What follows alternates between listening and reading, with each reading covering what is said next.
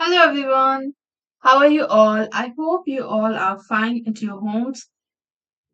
So आज हम cover करने वाले हैं unit number 6 feminist of BPSC 101।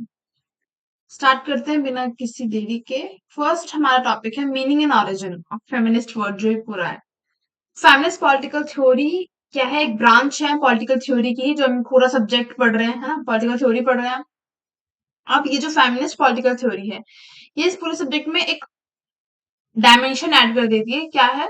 Feminist. ठीक है, फेमिनिस्ट में मेनली हम किसके बारे में बात करते हैं? जो फीमेल से रिलेटेड इश्यूज हैं। ठीक है, कैसे उन्होंने जो है एक्सप्लॉयटेशन सहा है, कैसे उनके जो राइट्स हैं वो कर्व किए गए हैं। ठीक है, कैसे उन्होंने लड़ाई लड़ी है पूरी अपने राइट्स के लिए। तो जो पूरा कॉन्सेप्ट है ये इमर्ज होके आता है 20th सेंचुरी के टाइम पे, लेट 20th सेंचुरी, यानी कि जब 20वीं शताब्दी खत्म हो रही थी उस टाइम पे। ठीक है, और ये मेनली किस एरिया में जो है डेवलप हुआ? सबसे पहले वेस्टर्न वर्ल्ड में, यूएस, यूके, ये जितने भी डेवलप नेशन थे ना, वहां पर जो है वुमेन लिबरेशन मूवमेंट स्टार्ट हुए। वुमेन्स ने जो है अपने राइट्स की जो है या अपने फ्रीडम के लिए जो है डिमांड जो है स्टार्ट की। जो ट्रेडिशनल पॉलिटिकल थ्योरी है, ठीक है, जिसमें हम कार्ल मार्क्स का व्यू देखते हैं या लिबर्टी देख रहे हैं, इक्वालिटी देख रहे हैं, तो वहां पर कहीं भी जो है हमें फेमिनिस्ट व्यू या फेमिनिस्ट थिंकर जो है देखने के लिए नहीं मिलते हैं। ठीक है, इनका जो इमर्जेंस है वो हमें लेट 20th सेंचुरी से देखने के लिए मिलता है। अब इनका मेन एम क्या था? इनका मेन एम था चैलेंज करना डोमिनेशन ऑफ मेंस। ठीक है, यानी जो मेल डोमिनेटेड सोसाइटी है इसको इक्वल बनाना। नेक्स्ट हम देखेंगे फर्स्ट वेव ऑफ फेमिनिज्म। ठीक है, इस फेमिनिज्म को हमने 3 वेव्स में डिवाइड किया हुआ है। हमने नहीं, मतलब जो पढ़ते हैं बेसिकली 3 वेव्स में, टाइमलाइन जो है डिफर करती है। तो फर्स्ट वेव हम देखेंगे, second wave, then the last wave, third wave. ठीक है, तो जो फर्स्ट वेव इमर्ज होती है 1820 से लेके 940 तक। ठीक है, इसकी जो फॉर्मल शुरुआत जो है कहाँ से हो गई थी? सेनेका फर्स्ट डिक्लेरेशन से, जो कि कहाँ पे हुई थी? 1848 न्यूयॉर्क में। इसको किसने ड्राफ्ट किया था? एलिजाबेथ कैरी स्टैंटन ने। अब इस तरह जो ये पूरी डिक्लेरेशन थी, इसमें क्या फोकस किया गया था? इसमें फोकस किया गया था कि जो वुमेन्स हैं उनके पास इक्वल प्रॉपर्टी राइट होने चाहिए। ठीक है, अगर एक फादर के 2 बेबीज हैं, ठीक है, एक बॉय और एक गर्ल, तो दोनों का इक्वल क्लेम होना चाहिए उनकी फादर की प्रॉपर्टी पर। ठीक है, next is dignified position in the house hold. House hold में जो है आपने अभी भी देखा होगा काफी जगह पर कि जो फीमेल से जो उनका पीओवी है वो पूछा नहीं जाता। पीओवी मतलब पॉइंट ऑफ व्यू, पर सबको पता ही होगा। ठीक है, तो जो फीमेल से जो है उनका पीओवी पूछा ही नहीं जाता है। सब किसकी चलती है? फादर्स की चलती है। जो मेल हैं, जो बड़े हैं घर में, उनकी चलती है। ठीक है, next economic, sexual and reproductive rights. मतलब आपने देखा होगा कि कहीं कहीं पर 3 लड़कियां 4 लड़कियां होगी तो फीमेल्स को फोर्स किया जाता है कि भाई एक बेटा हो। ठीक है, इस टाइप की जो ये जो मेजर्स हैं, जो फोर्सफुली जो प्रॉब्लम क्रिएट करती हैं चीजें, इनको बैन किया जाए, इनको बंद किया जाए। सेकंड हम देखेंगे अब धीरे धीरे कैसे, ये तो हो गए बेसिक राइट्स, ठीक है, जो एक वुमेन के पास होने चाहिए। अब इन बेसिक राइट्स से कैसे जो है पूरा जो सिनेरियो है वो शिफ्ट होता है पॉलिटिकल राइट्स की तरफ। ठीक है, जहां पर वुमेन अब किस चीज की डिमांड कर रही है? वुमेन डिमांड कर रही है पॉलिटिक्स में अपने राइट्स की, अपने रिप्रेजेंटेशन की, जहां पे उन्हें राइट टू वोट चाहिए। ठीक है, कि वुमेन्स को भी अधिकार मिले प्रतिनिधि चुनने का। ठीक है, कुछ एक्टिविस्ट ने तो इतना भी आर्ग्यू कर दिया कि वुमेन जो है सुपीरियर है मेन से। ठीक है, और अगर वुमेन पार्टिसिपेट करेंगी पॉलिटिक्स के अंदर तो पॉलिटिक्स जो है इम्प्रूव होगी। अब जब सफरेज की डिमांड होने लगी, यानी कि राइट टू वोट की डिमांड होने लगी, तो एक एक्ट आया ब्रिटेन में, representation of the people act 1918, जिसने वोटिंग राइट्स दिए वुमेन्स को जिनकी एज 30 साल से ऊपर है, प्लस उनके पास कुछ ना कुछ प्रॉपर्टी है। ठीक है, फिर धीरे धीरे जो वुमेन्स थी उन्होंने इस चीज पे भी डिबेट की कि भाई 30 अबव एज, ठीक है, इतनी ज्यादा एज प्लस जो है प्रॉपर्टी राइट्स भी होना, मतलब प्रॉपर्टी भी होना, प्रॉपर्टी भी होनी चाहिए। तो पुअर पीपल, जो गरीब लोग हैं जिनके पास प्रॉपर्टी है ही नहीं, ठीक है, वहां उनके राइट्स कहाँ गए? ठीक है, तो ऐसे इस चीज को क्रिटिसाइज किया गया। लेटर जो है जो एज लिमिट है इसको 30 से 21 कर दिया गया। और जो एडिशन किया गया था ना कि भाई जिसके पास प्रॉपर्टी होगी, जिस फीमेल के पास, उसी को अधिकार होगा वोट देने का, इसको भी हटा दिया गया। नेक्स्ट हम देखेंगे अब यूएस में क्या हुआ। लीडर्स जैसे कि Elizabeth Cady Stanton, Susan B Anthony, Lucy Stone and Lucretia Mott, इन्होंने मेनली फोकस किया, प्रायोरिटाइज किया पहले कि स्लेवरी जैसा जो सिस्टम है इसको अबॉलिश किया जाए। ठीक है, अब स्लेवरी सिस्टम क्या होता है? जैसे कि आप सपोज करो फार्मर होते हैं ना, ठीक है, जो बहुत बड़े बड़े फार्मर होते हैं जिन पे बहुत बड़ी बड़ी जमीनें होती हैं, तो वो अपना खेत कैसे दे देते हैं कि उगाई पे दे देते हैं ना, उगाने के लिए लेबर, है ना। वो अकेले तो अपना पूरा खेत संभाल नहीं पाएंगे, तो वो क्या करते हैं, लेबर बाय करते हैं, है ना। तो पुराने टाइम पे भी ऐसे होता कि स्लेव्स को बाय किया जाता था, और जो स्लेव्स की कंडीशन होती थी ना वो बहुत बुरी होती थी। ये अमेरिका में सिस्टम था, स्लेवरी सिस्टम, ठीक है। अब स्लेव में मेल भी होते थे, फीमेल भी होती थी, ठीक है। तो ये जो जितने भी लीडर्स हैं जिनकी मैंने आपको नाम बताए, सबने पहले बोला कि स्लेवरी सिस्टम एंड करो, ठीक है। सबसे पहला हमारा जो मेन मोटो है वो यही है कि स्लेवरी सिस्टम को खत्म किया जाए। अब ये वेव जो है आगे बढ़ती रही, तो उसके बाद आया 19th अमेंडमेंट 1920 में, जिसने वोटिंग राइट्स दिए वुमेन को अक्रॉस ऑल स्टेट, यानी अमेरिका में जितने भी स्टेट्स हैं सब जगह वुमेन्स के पास जो है वोटिंग राइट्स हो गए। नेक्स्ट पॉइंट इज कि कॉलोनाइज नेशन। कॉलोनाइज नेशन कौन से होते हैं, जैसे कि हमारा भारत जो है कॉलोनी रह चुका है ब्रिटेन, ठीक है। कैसे हमने उन लोगों से, हम लोगों ने नहीं, जो फ्रीडम फाइटर्स थे उन लोगों ने फाइट बैक किया, ठीक है, उन्हें अंग्रेजों को वापस भेजा। जो फर्स्ट वेव थी इस टाइप की कंट्री में जो कॉलोनी थी, ठीक है, वो स्टार्ट होती है एंटी कॉलोनियल नेशनलिस्ट मूवमेंट के साथ। मतलब जैसे कि ब्रिटेन ने इंडिया को कॉलोनी बनाया हुआ था, तो हमारे यहाँ पे फ्रीडम मूवमेंट चले थे ना, है ना, क्विट इंडिया मूवमेंट हो गया, तो यहाँ पर हमने भी मतलब जो है फेस किया है कि इंडिया में कितनी मास एक तरीके से पॉपुलेशन में, प्रोपोर्शन में, मास प्रोपोर्शन में जो वुमेन्स है उन्होंने पार्टिसिपेट किया था, ठीक है। और यहीं से स्टार्ट होता है उनका अपने राइट्स के लिए फाइट बैक करना, ठीक है। कि अब क्या राइट थे वो, इकोनॉमिक राइट्स, ठीक है, एजुकेशन मिले, अपॉर्चुनिटी, इलेक्टोरल पार्टिसिपेशन मिले, ठीक है, यानी कि उन्हें जॉब करने का मौका मिले। सेकंड, उन्हें पढ़ाई इक्वल मिले जैसे मेल्स मेल्स को मिल रही है। थर्ड इज कि उन्हें वोट करने का अधिकार मिले। इंडिया में जो है वुमेन एसोसिएशन फॉर्म की गई मद्रास में 1917 में, और इसको कौन लीड कर रही थी, धनवंती रामा रॉय, ठीक है। अब इन्होंने किस चीज की डिमांड की, यहाँ पर equitable inheritance law. Second, right to divorce, यानी हमारे पास अधिकार है डिवोर्स देने का। Second, expansion of women franchise. अब यहाँ से जो है सेकेंड वेव स्टार्ट होती है, ठीक है। सेकेंड,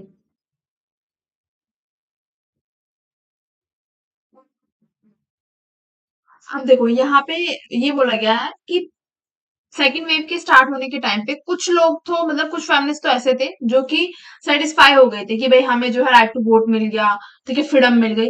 कुछ फेमिनिस्ट अभी भी ऐसे थे, ठीक है, जिनमें से एक है बेटी फ्रीडेंस, ठीक है। बेटी फ्रीडेंस जो थी, उन्होंने जो है 1963 में एक वर्क पब्लिश किया, और वहां पे उन्होंने बताया कि कैसे जो वुमेन है, ठीक है, वो अपनी पर्सनल जो लाइफ है उससे फ्रस्ट्रेटेड है, ठीक है। जो उनका डोमेस्टिक रोल है, एज अ मदर ले लो या एज अ हाउस वाइफ ले लो, तो उस रोल से वो कितनी ज्यादा फ्रस्ट्रेटेड है। अब नेक्स्ट हम देखेंगे क्या कोर आइडिया था सेकेंड वेव का। तो asserted that the women question remain unresolved dispute despite legal rights, ठीक है। यानी कि ये बोला गया बेटी फ्रिडसन के द्वारा कि चाहे हमको लीगल राइट्स मिल गए हैं, ठीक है, चाहे वुमेन को लीगल राइट्स मिल गए हैं कि उसके पास राइट टू वोट है, ठीक है, इक्वालिटी मिल गई है, बट स्टिल जो वुमेन्स की लाइफ है वो अनस्टेबल है, वो बहुत ज्यादा अपनी लाइफ से परेशान है, ठीक है। किस किस टाइप की प्रॉब्लम्स उन्होंने बताई, सेक्सुअल ऑपरेशन, ठीक है। Second is psychological struggles. Third is personal domestic life. तो इस टाइप की स्ट्रगल जो है स्टिल जो है वुमेन फेस कर रही है। कैरोल हैनिस्ट ने स्लोगन में अपने बताया है कि the person is political private life reflect the patriarchal power structure. मतलब एक इंसान की पर्सनल लाइफ, प्राइवेट लाइफ जो है पेट्रियार्कल पावर दिखाती है। कैसे, अब एक हाउस का आप एग्जांपल ले लो, मल्टीपल हाउस का इन विलेजेस अगर आप देखोगे तो वहां पे क्या होता है कि जो आवाज है या जो बात है वो सिर्फ किसकी देखी जाती है, मेल्स की देखी जाती है, ठीक है। कुछ भी डिसीजन है, ठीक है, हमेशा किसका जो है प्रिफर किया जाएगी, बात मेल्स की, ठीक है। वुमेन्स को इग्नोर किया जाता है, तो ये रिफ्लेक्ट करता है कि हम जो है चाहे लीगली हम कितनी भी पावर दे लें, ठीक है, बट जो रूट है, रूट प्रॉब्लम जो है तभी रिजॉल्व होगी जब लोगों के माइंडसेट चेंज होंगे, है ना।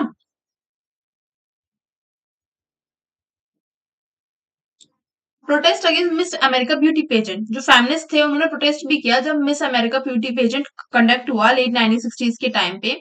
उन्होंने इस पेजेंट को क्या बोला कि ये क्या है, एक कैटल परेड है, ठीक है। मतलब जैसे भेड़ें चलती है ना एक रो में ऐसे। और ये क्या ऑब्जेक्टिफाई कर रहा है, वुमेन्स को ऑब्जेक्टिफाई कर रहा है, क्योंकि ब्यूटी पेजेंट में होता है क्या है कि वुमेन रैंप वॉक करती है, ठीक है, उनसे कुछ क्वेश्चन पूछे जाते हैं, उनका आंसर देना होता है, उसके बेसिस पे जजमेंट होता है पूरा। ठीक है, तो फेमिनिस्ट का ये भी होता है कि एकदम वेस्टेज है। नेक्स्ट प्रॉब्लम बताई गई है साइमन द सेकंड के अनुसार 949 में उन्होंने अपना वर्क पब्लिश किया, उसमें उन्होंने बताया कि वुमेन्स जो है लैक करती है सॉलिडेरिटी।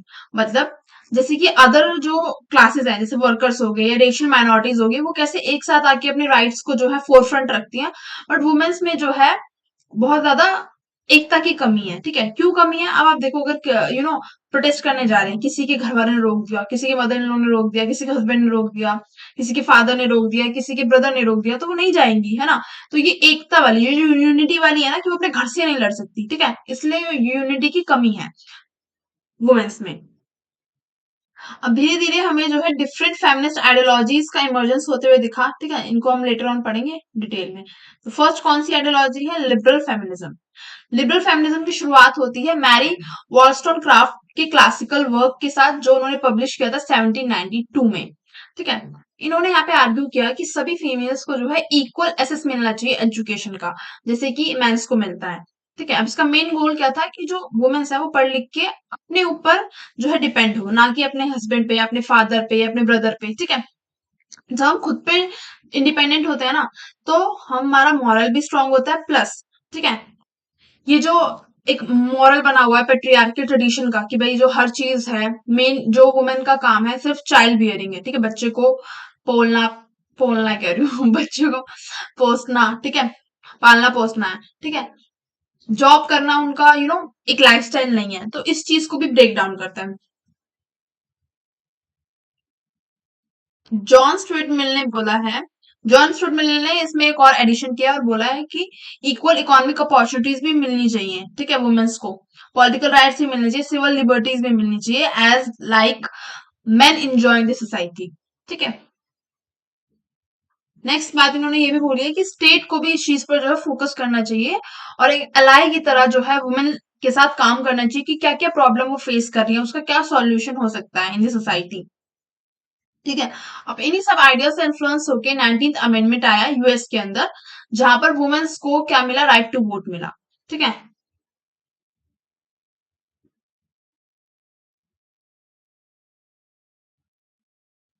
Next Marxist feminism. अब मार्क्सिस्ट फेमिनिज्म जो था वो बहुत ज्यादा इंस्पायर था कार्ल मार्क्स और फ्रेडरिक एंगल्स की थ्योरीज थे। अब कौन इंस्पायर हुई थी इनसे, इनसे इंस्पायर हुई थी Iris Marion Young and Alison Jaggar. ठीक है, इन्होंने आर्ग्यू किया कि ये जो जेंडर ऑपरेशन है ये रूटेड है हमारे क्लास एक्सप्लोटेशन के अंदर। ठीक है, हाउ, हम देखेंगे women's labour both domestic and work places socially reproduce under capitalism. देखो, इनका बोलना था कि जो ये पूरा जो वर्क है कि भाई औरतों का काम क्या होता है, घर का काम देखना, डोमेस्टिक काम देखना।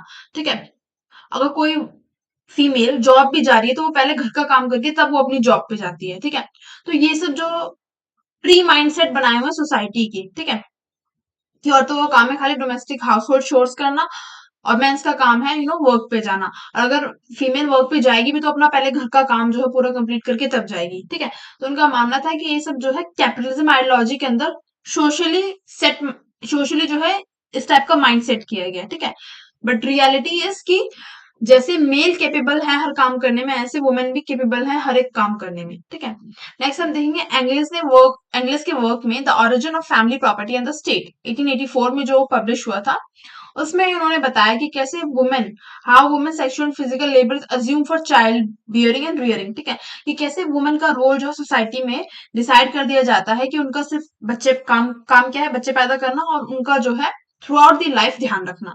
ठीक है, और इन्होंने फाइनल डिफीट भी बोला है इस चीज को फीमेल्स की।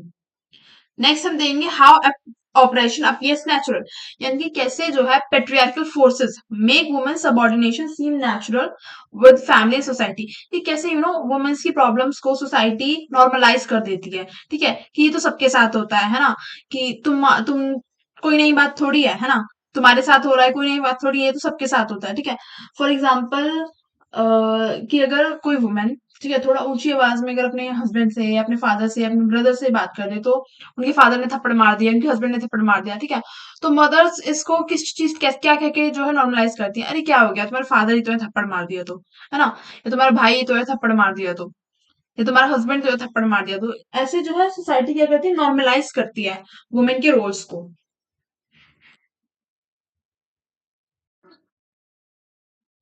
नेक्स्ट है सोशलिस्ट फेमिनिस्ट। तो जो सोशलिस्ट फेमिनिस्ट है उनका मानना ये है कि ये जो फीमेल की कंडीशन है, जितनी बुरी कंडीशन है, इसके सिर्फ कोई एक फैक्टर नहीं है जिसकी वजह से ये कंडीशन उनकी है, मल्टीपल फैक्टर्स है। क्या क्या फैक्टर्स है? फर्स्ट इज सेक्सुअलिटी, ठीक है, कि भाई जो ये माइंड में धारणा होती है ना कि मैन जो है वो स्ट्रॉन्ग काम करने के लिए बने हुए हैं, वुमेन्स वीक होती हैं, क्लास की वजह से, ठीक है, गरीबी भी जो है एक मेन कारण बनती है, रेस, एथनिसिटी, जेंडर, एथनिसिटी मतलब जो कल्चर है, कल्चरल जो नॉर्म्स बने हुए हैं, जेंडर हो गया, ठीक है। अब इन सारे इश्यूज को देखने के लिए किस चीज की जरूरत है? लिबरेशन की जरूरत है। लिबरेशन मतलब आजादी की जरूरत है औरतों को। जब तक औरतों को फ्रीडम नहीं मिलेगी कुछ भी काम करने की, तब तक जो उनका एक तरीके से कंडीशन है वो वर्स होती जाएगी, ठीक है, बेकार बदतर होती जाएगी और ज्यादा। सोशलिस्ट फेमिनिस्ट ने मेन कारण किस चीज को बताया? पेट्रियार्की को बताया कि सब इश्यूज की जड़ क्या है? पेट्रियार्की है, यानी ये जो मेल डोमिनेटेड सोसाइटी है ये है, ठीक है। नेक्स्ट इन्होंने बताया हर एक जो है हर एक सोसाइटी में जो लोग होते हैं, ऑपरेशन जो है डिपेंड करता है, वेरी करता है पर्सन टू पर्सन, ठीक है। यानी कि जैसे कि आप देखोगे शहरों में जो है जो फीमेल्स हैं उनके पास थोड़ी फ्रीडम है, ठीक है, मिनिमल फ्रीडम है कि वो बाहर आ जा सकती हैं, ठीक है, घूंघट करने की उनको ज्यादा जरूरत नहीं है, ठीक है। कहे किसी किसी के पेरेंट्स जो है जॉब करने के लिए भी अलाउ करते हैं, उन्हें पढ़ने लिखने जाने देते हैं, बट गांव में जब हम आते हैं, ठीक है, गांव में हमें उल्टा देखने के लिए मिलता है कि भाई आप घर से बाहर नहीं निकल सकती, आपको ये सेट ऑफ क्लोथ्स, ये जो कुछ कपड़े हैं यही पहनने हैं, सूट साड़ी सलवार, ठीक है, आप वेस्टर्न नहीं पहन सकती, ठीक है। तो ये जो ऑपरेशन है ये भी जो है डिपेंड करता है, ठीक है। अब नेक्स्ट बात यहाँ पे इन्होंने ये बोली है कि जब वुमेन जॉब मार्केट में एंटर करती है, ठीक है, जॉब के लिए, ठीक है, कि अगर पेरेंट्स अलाउ करते हैं तो अगर वो जॉब करने भी जाती है तब भी उन्हें क्या देखने के लिए मिलता है? उन्हें आदमियों से कम सैलरी मिल रही है, ठीक है। नेक्स्ट चीज जो फेस करती है that is very common now days, sexual harassment, ठीक है। नेक्स्ट इज रेडिकल फेमिनिस्ट, ठीक है। तो बेटी फ्रेडन ने बोला है कि जनरेशन टू जनरेशन हम देखते आ रहे हैं कैसे वुमेन्स को ऑप्रेस किया जा रहा है, ठीक है, प्लस वो माइंडसेट कैसे पास डाउन किया जा रहा है, मतलब कैसे वुमेन्स जो हैं, जो अदर वुमेन है वो हर चीज को नॉर्मलाइज करती हैं कि भाई लड़कियां जो है या जो वुमेन्स हैं उनको यहाँ से बाहर नहीं जाना चाहिए, उनकी हर काम के लिए उनकी सेट ऑफ बाउंड्रीज है, ठीक है, कि अगर आप फीमेल हो तो आपको ज्यादा हंसना नहीं है, ठीक है, ऐसे नहीं बैठना, ऐसे नहीं करना, ठीक है, क्योंकि आप फीमेल हो, ठीक है, मेल को सब चीज अलाउड है। तो बेटी फ्रेडन का यही कहना था कि ये सारी जो माइंडसेट है ना, ये generation to generation pass down होती जा रही है, कैसे आपकी मदर जो है आपको ये सब चीजें बोलती हैं, फिर आपके माइंड में वो चीजें बैठती हैं, फिर आप अपनी डॉटर को सिखाते हो, ठीक है, या कैसे आपके फादर बताते हैं कि भाई लड़कियों जो है बाहर नहीं जाती, ठीक है, ज्यादा पढ़ती नहीं है, ज्यादा लिखती नहीं है, ठीक है। ये सारी खैर पुरानी चीजें, अब तो जो है लोग मॉडर्न हो रहे हैं, बट स्टिल विलेजेस जो पिछड़े इलाके हैं वहां पर हमें आज भी जो है यही चीजें देखने के लिए मिलती हैं। अब नेक्स्ट पॉइंट इज कुछ ग्रुप्स जैसे कि रेड स्टॉकिंग, इन्होंने आर्ग्यू किया है कि जो मैरिज होती है, ठीक है, वो एक गर्ल की पर्सनल चॉइस होनी चाहिए, ना कि उसके पेरेंट्स की चॉइस, ठीक है। नेक्स्ट हम देखेंगे मेन थिंकर्स कौन है, दो थिंकर्स हमें सबके पता होने चाहिए, ठीक है, Mary Daly, Susan Griffin, Edwin Rich, इन सब ने क्या किया, वुमेन को इकोलॉजी से जो है लिंक किया है, ठीक है। अभी हम नेक्स्ट वाले में देखेंगे क्या पॉइंट है ये।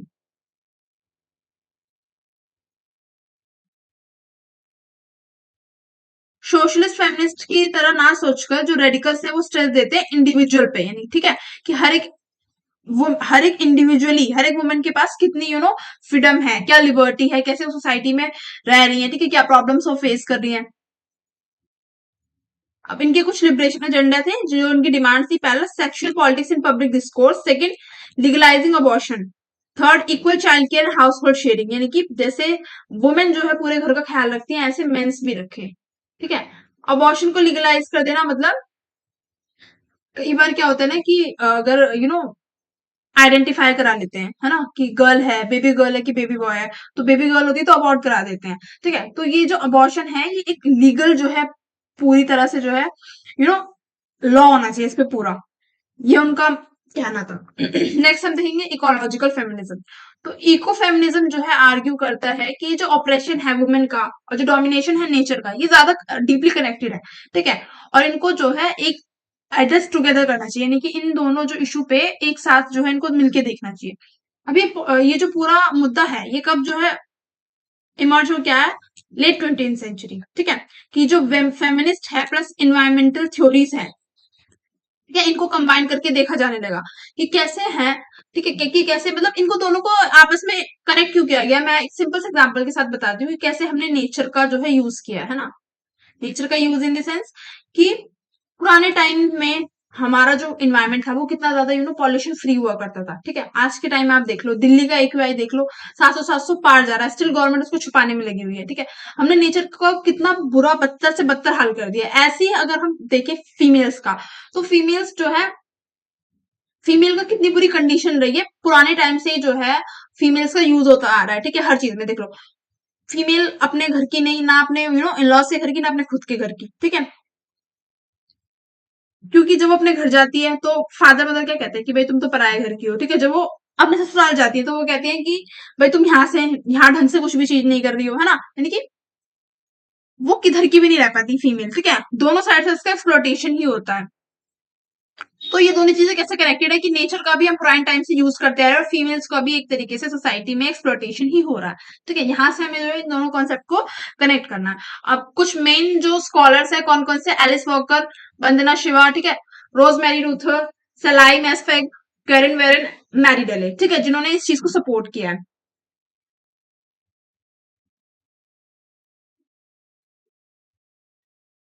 नेक्स्ट पॉइंट इन्होंने बोला कि कैसे पेट्रियार्की वर्क करती है थ्रू हायरार्किकल बाइनरीज, मतलब कैसे डिवीजन की तरह वर्क करती है पेट्रियार्की। कल्चर वर्सेस नेचर हो गया, मेल वर्सेस फीमेल हो गया, ऐसे मैटर वर्सेस स्पिरिट हो गया, या फिर गोरे वर्सेस काले लोग हो गया, ठीक है, white versus non white. Eco feminists reject hierarchies, instead emphasizing diversity, interconnection and moral responsibility towards nature, ठीक है। अब इको फेमिनिस्ट ने क्या बोला कि ये जो हायरार्कीज बनी हुई है, ठीक है, सोसाइटी में ये जो डिवीजन बना हुआ है, इस चीज को ये सपोर्ट नहीं करते, रेदर देन ये किस चीज पे फोकस करते हैं, डाइवर्सिटी पे, ठीक है। कि अगर एक ये पूरा वर्ल्ड है तो यहाँ पे डिफरेंट डिफरेंट तरह के लोग हैं, डिफरेंट डिफरेंट तरह के लोगों का डिफरेंट कल्चर है, ठीक है, डिफरेंट रिलीजन है उनका, तो इन सबको जो है एक साथ मिलके रहना चाहिए, ठीक है। प्लस इनकी मॉरल रिस्पॉन्सिबिलिटी है अपने नेचर को, अपने सराउंडिंग को क्लीन रखना, अपने सराउंडिंग जो हमारा आसपास का वातावरण है उसको प्योर बना के रखना। लास्ट हम देखेंगे थर्ड वेव ऑफ फेमिनिज्म। ये इंट्रोड्यूस हुई थी 1990s के टाइम पे, ठीक है, ये लास्ट वेव थी जब इंटरनेट आ गया था, है ना, यानी कि 2G 3G का जमाना जिस टाइम पे आ गया था, उस टाइम पे, जिस टाइम पे हम सब चीज जो है इन्फॉर्मेशन हमारे हाथों में होती थी, हम कुछ भी देख सकते हैं कि भाई वर्ल्ड में चल क्या रहा है। Nancy Fraser want the identity politics around gender, sideline class, race and sexuality. इन्होंने ये कुछ मेन जो है क्या बताया, इश्यूज बताए जो वुमेन फेस कर रही थी उस टाइम पे, ठीक है। थर्ड वेव में जो मेन फोकस था वो ये था कि फेमिनिज्म को अब हमें ग्लोबली स्प्रेड करना है, ठीक है। ये जो फेमिनिज्म का मुद्दा है इसकी अवेयरनेस जो है हमें ग्लोबली फैलानी है, खाली एक पर्टिकुलर कंट्री में नहीं, खाली एक पर्टिकुलर स्टेट में नहीं, खाली एक पर्टिकुलर रीजन में नहीं, इसको हमें ग्लोबली लेके जाना है, ठीक है। इसलिए जो एक्टिविस्ट थे, यानी जो इस चीज को अवेयरनेस फैलाने में लगे हुए थे, उन्होंने किस टाइप की चीजें करी, embracing fashion beauty as empowering choice not patriarchal oppression, ठीक है।